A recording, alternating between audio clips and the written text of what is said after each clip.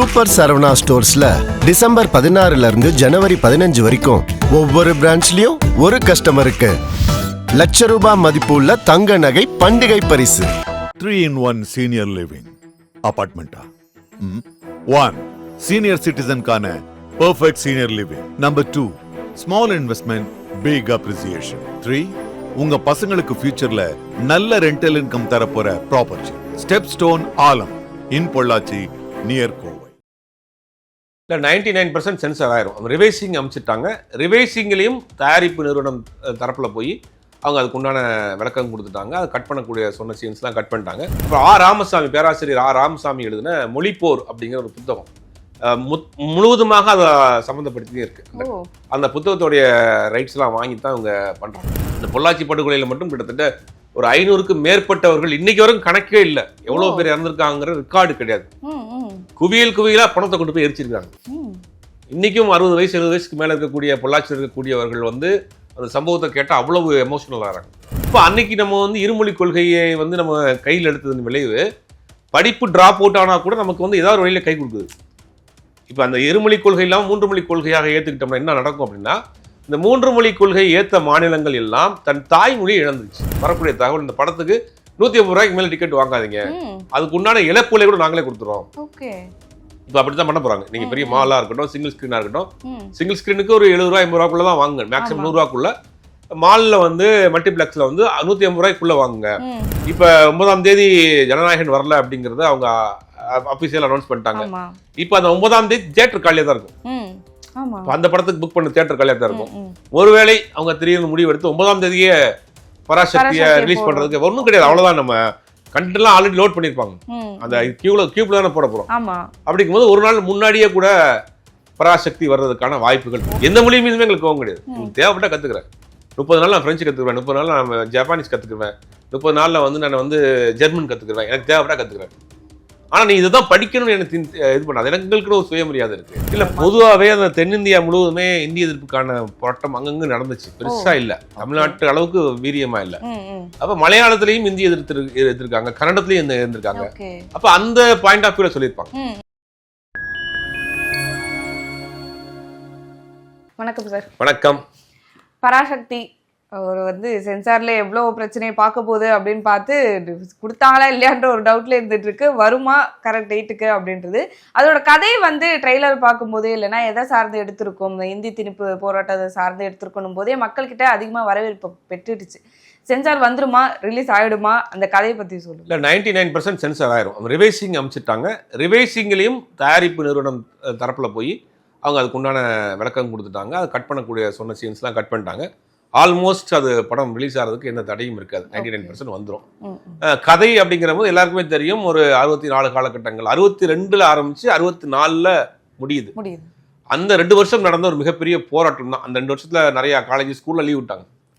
தொடர் chain link போராட்டம் நடந்துகிட்டே இருக்கு. எப்படி நம்ம வந்து நிறைய ப்ரொடெஸ்ட் நடந்திருக்கும். நம்ம ஜல்லிக்கட்டு போராட்டம் கூட கொஞ்ச நாள் முடிஞ்சிச்சு. அது ரொம்ப 2 வருஷம் கேப் 2 வருஷம் நடக்குது. அப்போ அந்த காலகட்டத்தில் நடந்த பல பேர் இன்னைக்கு உயிர் தியாகம் செஞ்சிருக்காங்க. அதுல முக்கியமான சில கேரக்டர்ஸ் மட்டும் வச்சுதான் இந்த படம் பண்ணியிருக்காங்க. அப்புறம் ராமசாமி, பேராசிரியர் ராமசாமி எழுதின மொழிப்போர் அப்படிங்கிற ஒரு புத்தகம் முழுவதுமாக அதை சம்மந்தப்படுத்தியே இருக்கு. அந்த புத்தகத்துடைய ரைட்ஸ் எல்லாம் வாங்கி தான் அவங்க பண்றாங்க. அது முக்கியமான சில கேரக்டர்ஸ் மட்டும் தான் பண்றாங்க. அதுல வந்து ராஜேந்திரன் ஒரு கேரக்டரு, அப்புறம் வந்துட்டு நிறைய கேரக்டர்ஸ் சொல்லிட்டே போகலாம். அப்புறம் அதில் முக்கியமான ஒரு சம்பவம் வந்து பொள்ளாச்சி படுகொலை சம்பவம். நம்ம கூட ஏற்கனவே பேசியிருந்தோம். பொள்ளாச்சி படுகொலை சம்பவம்ங்கிறது வந்து ரொம்ப ரொம்ப ஒரு எமோஷனலான ஒரு வேதனையான ஒரு விஷயம். எப்படி அந்த முள்ளிவாய்க்கால் படுகொலை நம்ம சொல்றோம், இலங்கையில் நடந்த ஈழப்போரில் வந்து முள்ளிவாய்க்கால் படுகொலைங்கிறது வந்து மிகப்பெரிய இன்னைக்கு வரைக்கும் மறக்க முடியாத ஒரு கருப்பு நாள். அந்த சம்பவத்தை ஒட்டி அதுக்கு முன்னாடியே அதை விட கொடூரமான ஒரு சம்பவம் வந்து இந்த பொள்ளாச்சி படுகொலை. அதை இவங்க காட்சிப்படுத்திருக்காங்கன்றாங்க. அந்த படத்துல முக்கியமான ஒரு போர்ஷனா வச்சிருக்காங்க. அது படமா நம்ம அந்த அந்த சம்பவத்தை கேள்விப்படுறப்ப நமக்கே ஒரு பதப்பாட்டம் வருது. ஏன்னா ஒரு போஸ்ட் ஆபீஸ்ல அவங்க வந்து ஒரு ஹிந்தி எழுத்துல எழுதியிருக்கிறாங்க. அதை அழிக்க போறாங்க, மக்களும் சேர்ந்துக்கிறாங்க. அங்க வரக்கூடிய போலீஸ் இறங்க சொல்றாங்க, அப்புறம் சுடுறாங்க, சுட்டு அங்கிருந்து படமா விழுகிறாங்க. அதுல இருந்து தொடர்ந்து அப்படி போராட்டம் போகுது. இந்த பொள்ளாச்சி படுகொலையில மட்டும் கிட்டத்தட்ட ஒரு 500க்கு மேற்பட்டவர்கள் இன்னைக்கு வரைக்கும் கணக்கே இல்லை. எவ்வளவு பேர் இறந்திருக்காங்கிற ரெக்கார்டு கிடையாது. குவியலா பணத்தை கொண்டு போய் எரிச்சிருக்காங்க. இன்னைக்கும் 60 வயசு 70 வயசுக்கு மேல இருக்கக்கூடிய பொள்ளாச்சியில் இருக்கக்கூடியவர்கள் வந்து அந்த சம்பவத்தை கேட்டால் அவ்வளவு எமோஷனல் ஆகிறாங்க. அப்படி ஒரு சம்பவத்தை இந்த பதிவு பண்ணி இதெல்லாம் எதுக்காக நடந்திருக்குன்னா சாதி மதங்களை தாண்டி இந்த மொழியை காப்பாற்றணும். உலகத்திலேயே மொழிக்காக ஒரு பெரும் போராட்டத்தை நடத்திய ஒரே இனம் வந்து தமிழ்நாடு தான். அது ஒரு பெரிய விஷயம். அது ஆனா அப்படி காப்பாற்றியதன் விளைவு தான் இன்னைக்கு வந்து நம்ம வந்து இன்னைக்கு இருக்கக்கூடிய ஜென்சி 2K எல்லாம் என்ன பண்ணுவாங்க, என்னையா இப்ப பாரு மொழின்னு பேசிட்டு அதை வச்சு அரசியல் பண்ணிட்டு உங்களுக்கு ஒரு வேலை இல்லையா அப்படின்னு சொன்னா கூட அது இன்னைக்கு போட்ட விதை தான் இன்னைக்கு உலகத்தில் டாப் 10 கம்பெனிஸ்ல ஃபுல்லா தமிழ் இருக்காங்க. அதுக்கு என்ன காரணம்னா இருமொழி கொள்கை. தமிழ் வந்து நம்ம தாய்மொழி. அடுத்த லாங்குவேஜை நம்ம இங்கிலீஷ் கத்துக்கிறோம். இங்கிலீஷ் கத்துக்கிறதுனால என்ன விளைவுனா உலகத்தோடு போட்டி போடுறோம். ஈஸியா வந்து உலகத்துல இருக்கக்கூடிய இன்னைக்கு டிராவல்ஸ் டூரிஸ்ட் போறாங்க, நிறைய இந்த டிராவலர் விளாக் போடுறாங்க. அவங்க எல்லாம் பார்த்தா எந்தெந்த நாடுகளுக்கோ போயிடறாங்க. ஒருத்தரெல்லாம் இந்த இப்போ 10வது வரைக்கும் தான் படிச்சவன், ஆனா நீங்க நம்ம உலகத்துல போகாத நாடே கிடையாது விளாக் போடுறாரு. அந்தந்த நாட்டுக்கு போறாரு, அந்த நாட்டுல போய் மொபைல் வாங்குறாரு, கூகுள் மேப் ஆக்சஸ் பண்ணிக்கிறாரு, போயிடுறாரு. உலகத்தினுடைய கடைக்கோடி நாடுகளுக்கு கூட போயிட்டு வந்துறாரு. போதும் ஏன், ஏன்னா அவர் 10வது தான் படிச்சவர். அப்ப அன்னைக்கு நம்ம வந்து இருமொழி கொள்கையை வந்து நம்ம கையில் எடுத்ததன் விளைவு படிப்பு டிராப் அவுட் ஆனா கூட நமக்கு வந்து ஏதாவது வழியில கை கொடுக்குது. இப்ப அந்த இருமொழி கொள்கை இல்லாம 3 மொழி கொள்கையாக ஏத்துக்கிட்டோம்னா என்ன நடக்கும் அப்படின்னா, இந்த 3 மொழி கொள்கை ஏத்த மாநிலங்கள் எல்லாம் தன் தாய்மொழியை இழந்துருச்சு. ஹிந்தியினுடைய ஆதிக்கம் தான் மேலோங்கி நிற்குது. வட இந்தியாவில இருந்து வரக்கூடிய வந்து கூலி விவசாயிகள்ட்ட என்ன வேலை செய்யக்கூடிய ஆட்கள்லாம் அவங்கள்ட்ட அந்த இங்கிலீஷ்ல நம்பர் கூட தெரிய மாட்டேங்குது. இது எவ்வளவு 20 ரூபீஸானா கூட அவங்க அதை கூட அவங்களால புரிஞ்சுக்கிற முடியல. அதை கூட வந்து அவங்களால அண்டர்ஸ்டாண்ட் பண்ணிக்கிற முடியல. அதுக்கு என்னன்னா அவங்க வந்து ஆங்கிலம் கடைசிக்கு போயிடுச்சு, ஹிந்தி தான் பிரதானமா இருக்கு. அப்போ அந்த ஹிந்தி தெரியாத மாநிலங்கள்ல அவங்க போய் எதுவுமே பண்ண முடியல அவங்களால, அதனால தடுமாறுறாங்க. அப்ப நம்ம என்ன செய்யறோம் அப்படின்னா ஆங்கிலமும் தமிழுங்கிறது ரொம்ப ஸ்டாண்டர்டா படிச்சு வரதுனால ஒரு சாதாரண 5ஆம் வகுப்பு படித்தவர் கூட நீங்க தமிழ்நாட்டில் கேட்டீங்கன்னா ஒரு இங்கிலீஷ்ல அவர் பேர் எழுதிடுவாரு, ஓரளவுக்கு புரிஞ்சுக்கிடுவாரு. அப்படிங்கிற போது இதை வந்து நம்ம ஸ்ட்ராங் அன்னைக்கு அண்ணா திராவிட இயக்கங்கள் போட்ட அந்த போராட்டம் கொடுத்த உயிர் தியாகங்கள் இன்னைக்கு 2 மொழி கொள்கை வரைக்கும் பார்த்துருக்கு. இன்னைக்கு வரைக்கும் அதுக்கு பிரச்சனையா இருக்கு. புதிய தேசிய கல்விக் கொள்கையை கொண்டு வந்துட்டு நீங்க 3 மொழி எடுத்துக்கங்கன்னு ப்ரெஷர் பண்றாங்க. அதுக்காக நாங்க ஃபண்டு தர மாட்டோம் அப்படி நிறுத்தி வச்சிருக்காங்க. இதெல்லாம் நடந்துட்டு இருக்கு. அப்ப இதெல்லாம் ஏன் அப்படிதான் தெரிஞ்சுக்கணும்னா வரலாறு தெரிஞ்சுக்கணும். நமக்கான வரலாறு, நம்ம முன்னோர்கள் செய்த வரலாறு, அதுக்கு எத்தனையோ பேர் உயிர் தியாகம் செஞ்சுதான் இந்த மொழியை காப்பாற்றி வச்சிருக்கிறாங்க. சாதாரண விஷயம் கிடையாது. உலகத்தினுடைய தொன்மையான மொழி, உலகத்தினுடைய தொன்மையான நாகரிகம், உலக நாகரிகத்தினுடைய பிறப்பிடம் தமிழ்நாடுன்றாங்க. கீழடி நாகரிகம் தான் ஆரம்பம்ன்றாங்க. கீழடி நாகரிகம் தான் உலகத்தின் முதல் நாகரிகம் 5000 வருஷத்துக்கு முன்னாடின்றாங்க. ஒன்றும் கணக்கிடல. அப்ப அவங்க என்ன சொல்றாங்க, வட இந்தியாவில் இல்ல சரஸ்வதி நாகரிகம் தான் முன்னோடி நாகரிகம். இப்போ வரலாற்று ரீதியாகவே இங்க ஒரு பெரிய சிக்கல் இருக்கு, பிரச்சனை இருக்கு. மொழியை தாண்டி வரலாற்று ரீதியான சிக்கல் இருக்கு. அப்ப இந்த நேரத்தில் இந்த மாதிரியான நம்மளுடைய வரலாறுகளை தெரிந்து கொள்றதுக்கு, வரலாறுகளை நினைவுபடுத்தி பார்க்கறதுக்கு இந்த படம் முக்கியமான படமா இருக்கு. அதை தயாரிப்பு நிறுவனம் முழந்தா என்ன பண்ணிருக்காங்க அப்படின்னா, வரக்கூடிய தகவல் இந்த படத்துக்கு 150 ரூபாய்க்கு மேல டிக்கெட் வாங்காதீங்க, அதுக்கு உண்டான இழப்புகளை கூட நாங்களே கொடுத்துறோம். இப்ப அப்படித்தான் பண்ண போறாங்க. நீங்க பெரிய மாலா இருக்கட்டும், சிங்கிள் ஸ்கிரீனா இருக்கட்டும், சிங்கிள் ஸ்கிரீனுக்கு ஒரு 70 ரூபாய் 80 ரூபாய்க்குள்ள தான் வாங்குங்க, மேக்ஸிமம் 100 ரூபாய்க்குள்ள.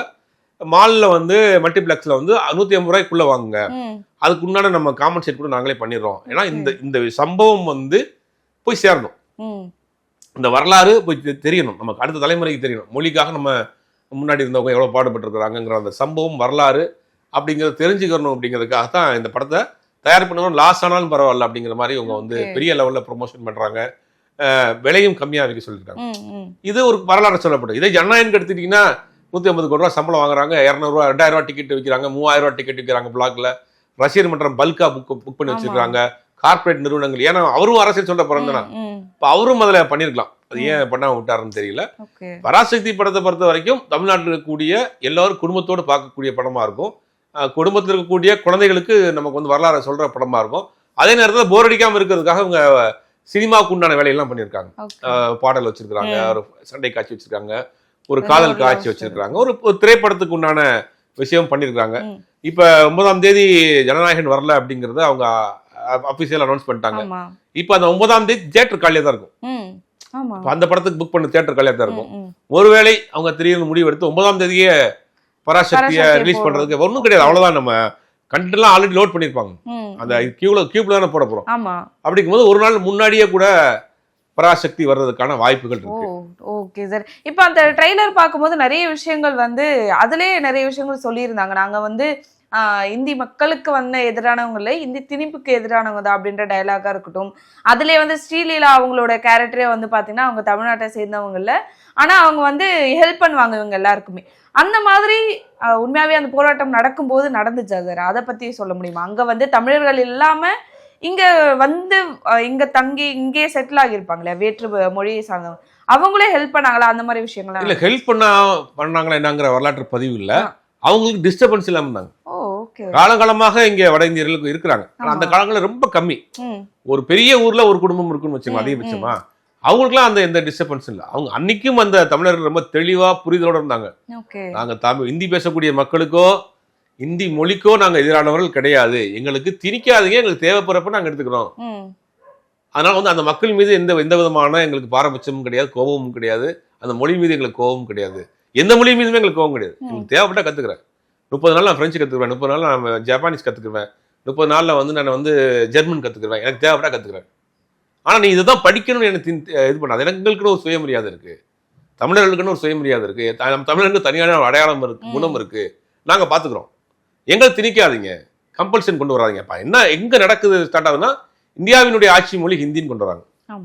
இந்தியாவினுடைய ஆட்சி மொழி இந்தியா இருந்ததுன்னா நம்ம இன்னைக்கு பேங்க்ல ஹிந்திலாம் செலான் ஃபுல் பண்ணிருக்கணும், ட்ரெயின் டிக்கெட்டு ஹிந்தியில தான் ஃபுல் பண்ணிருக்கணும், ஒரு போஸ்ட் ஆஃபீஸ் போனா ஹிந்தியில தான் லெட்டர் போட்டிருக்கணும். இந்த ஆபத்துலாம் அன்னைக்கு இருந்துச்சு. ஆட்சி மொழியை கொண்டு வந்து எந்த அபிஷியல் கம்யூனிகேஷனுமே ஹிந்தியில தான் பண்ணிருக்கணும். நமக்கு என்ன தெரியும், தாய்மொழியை இழந்திருப்போம். தாய்மொழியை இழந்த மாநிலங்கள் தன்னுடைய அடையாளத்தை இழந்திருக்கு. மகாராஷ்டிரா பொறுத்த வரைக்கும் மராத்தி மொழி ரொம்ப பழமையான மொழி. அது இன்னைக்கு தாய்மொழியா இருந்துச்சு. ஒன்னமும் வெஸ்ட் பெங்கால்ல பெங்காலி மொழி தான் அவங்களுடைய தாய்மொழி. பெரிய பெங்காலி கவிஞர்கள்லாம் இருக்கிறாங்க. பெங்காலிக்கு தமிழ் மாதிரி ஒரு பெரிய வரலாறு இருக்கு. பெங்காலி மொழிக்கும் நிறைய இலக்கியங்கள் இருக்கு, வரலாறுகள் இருக்கு. ஆனா அந்த மொழியும் இந்திய ஆதிக்கத்தால் கொஞ்சம் கொஞ்சமா செஞ்சிருக்கு அப்படிங்கறத இப்ப அந்த மக்கள்லாம் விழிப்புணர்வு ஏற்படுத்திருக்காங்க. இப்ப பேசுறாங்க, பெங்காலி பேசுங்க, பெங்காலி மொழியை இது பண்ணுங்க, மராத்தி பேசுங்க. குஜராத்தில் இருக்கக்கூடிய குஜராத்தி மொழியே இன்னைக்கு போச்சு. இப்படி அந்த மாநிலத்துக்குள்ள ஹிந்தி எந்த மாநிலத்துக்குள்ள போச்சோ அது தாய்மொழியை முதல்ல கபலீகரம் பண்ணிருது. ஆனா இதைத்தான் அன்னைக்கு கிட்டத்தட்ட ஒரு 100 வருடத்துக்கு முன்னாடியே ரொம்ப தெளிவாக இது வந்தா இது நடக்கும் அப்படிங்கிறத கணிச்சு போராடி இருக்காங்க. எந்த அளவுக்கு அவங்க ஷார்ப்பா தமிழ்நாட்டு மக்கள் இருந்திருக்காங்க. நீங்க வந்தீங்கன்னா என்ன நடக்கும் அப்படிங்கறத இன்னைக்கு அந்த மக்கள் புலம்புறாங்க. பீகார்ல இருக்கக்கூடிய மக்கள், மகாராஷ்டிரா இருக்கக்கூடிய மக்கள், ஐயோ விட்டுட்டோமே நம்ம தாய்மொழி போச்சே அப்படிங்கறது இன்னைக்கு அவங்க இது பண்றாங்க. ஆனா அன்னைக்கு கிட்டத்தட்ட 100 வருஷம் நெருங்க போதுன்னு வச்சுக்கலாம். அப்பயே இதுதான் நடக்க போகுது, 100 வருஷம் கழிச்சு ஒருத்தன் மராத்திக்காரன் கத்துவான், நம்ம இப்பயே கத்துவோண்டா அப்படின்னு அப்பயே போட்ட இதைதான் இன்னைக்கு இந்த அளவுக்கு நிக்குது. அப்படி ஒரு முக்கியமான வரலாற்று சம்பவம் அந்த படம். ஓகே சார், இப்போ இது நம்ம என்னெல்லாம் பேசியிருக்கு அதெல்லாம் பேசுறதுக்கு அப்புறம் இப்போ சின்னதா ஒரு சலசலப்பு வருது. இப்போ தமிழ் ட்ரெய்லர்ல இருக்கிற டைலாக் எப்படியும் நம்ம பார்த்துருப்போம், வேற வேற லாங்குவேஜ் டிரான்ஸ்லேட் பண்ணும்போது அது அவங்களுக்கு ஏற்ற மாதிரியான ஒரு டைலாக் தான் இருக்கும். அதில் தெலுங்குன்னு வரும்போது சுந்தர தெலுங்குன்னு சொல்றதா இருக்கட்டும், இல்லை மலையாளம்னு வரும்போது அந்த லாங்குவேஜ்ல பார்க்கும்போது மலையாள மொழின்னு சார்ந்து அந்தந்த மொழிக்குன்னு நடந்த போர் அப்படின்ற மாதிரி ட்ரெய்லர்ல காட்டப்பட்டதா சொல்லப்படுது சார். இப்போ தமிழ்னு வரும்போது தமிழ் போராட்டம், தமிழ் மொழிக்கான போராட்டம் அப்படின்னும் போது இது அதர் லாங்குவேஜ்னு மாறும்போது அது மாறும் இல்லையா? அதை நீங்க எப்படி பாக்குறீங்க படக்குழு? இல்ல பொதுவாகவே அந்த தென்னிந்தியா முழுவதுமே இந்திய எதிர்ப்புக்கான போராட்டம் அங்கங்க நடந்துச்சு, பெருசா இல்ல, தமிழ்நாட்டு அளவுக்கு வீரியமா இல்ல. அப்ப மலையாளத்திலையும் இந்திய எதிர்த்திருக்காங்க, கன்னடத்திலையும் இருந்திருக்காங்க. அப்ப அந்த பாயிண்ட் ஆஃப் வியூல சொல்லியிருப்பாங்க. அப்ப கர்நாடகாவில் ஒருத்தர் இருக்கிற மாதிரியும் அங்க அவர் இந்திய எதிர்த்த மாதிரியும் காமிச்சிருக்கலாம். அவங்களுக்கு ஏதோ ஒரு விஷயம் கன்வே போதும். ஆனா எனக்கு தெரிஞ்சு அந்த லாங்குவேஜ்ல அந்த படம் பெருசா கனெக்ட் ஆகுமான்னு தெரியல. தமிழ்நாட்டுல தான் நம்ம பார்த்த சம்பவம், நம்ம கேள்விப்பட்ட சம்பவம், நம்ம வரலாறு.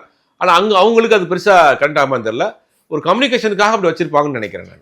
Okay sir. ஸோ இப்போ படத்துல நிறைய பேசியிருக்காங்க, நிறைய பேர் கொண்டு வந்திருக்காங்க எப்படிலாம் நடந்துச்சு அது எல்லாமே. ஸோ படம் வெளிவந்தா தெரிய போது எப்படி இருக்குது, நீங்க எவ்வளவு இதுவா நீங்க எதிர்பார்த்திருக்கீங்க சார் பர்சனலா? இல்ல கண்டிப்பாக முதல் நாள் முதல் காட்சி இந்த படத்தை பார்த்து ஆகணும்னு ஒரு ஆர்வம் இருக்கு. ஏன்னா நம்மளுடைய வரலாறு அது என்னென்ன மாதிரி பண்ணி வச்சிருக்காங்க, அது எப்படி ரத்தம் சதயமா அவங்க சொல்லியிருக்கிறாங்க அப்படிங்கிற ஒரு ஆர்வம் இருக்கு. அது நடிகைகளை தாண்டி அந்த வரலாறை நம்ம தெரிஞ்சுக்கணும். அந்த புத்தகம் நான் படிச்சிருக்கேன், மொழிபெயர்க்கிற புத்தகம் படிச்சிருக்கேன். எனக்கு அதெல்லாம் அதுக்கு முன்னாடி செம்மொழின்னு ஒரு படம் பண்றதாக ஒரு படிச்சுலாம் வச்சு அந்த கதையும் எனக்கு ஓரளவுக்கு தெரியும். ஓரளவுக்கு இதுல நெருக்கமா இருக்கிறதுனால இது படமா எப்படி பண்ணியிருக்காங்க அப்படிங்கிற ஒரு ஆர்வம் இருக்கு. ட்ரெய்லர் பார்த்த பலருக்கும் அந்த ஆர்வம் இருக்கும்னு நினைக்கிறேன். வெயிட் பண்ணி பார்க்கலாம் சுவாரஸ்யமாக பண்ணியிருக்காங்களா எப்படிங்கிறத பொறுத்து தான் பார்க்கணும். Okay sir. ஸோ நிறைய விஷயங்கள் பேசணும், நிறைய புதுசாக நீங்கள் வந்து சொன்னதும் வந்து யூஸ்ஃபுல்லாக இருந்துச்சு. மிக்க நன்றி சார்.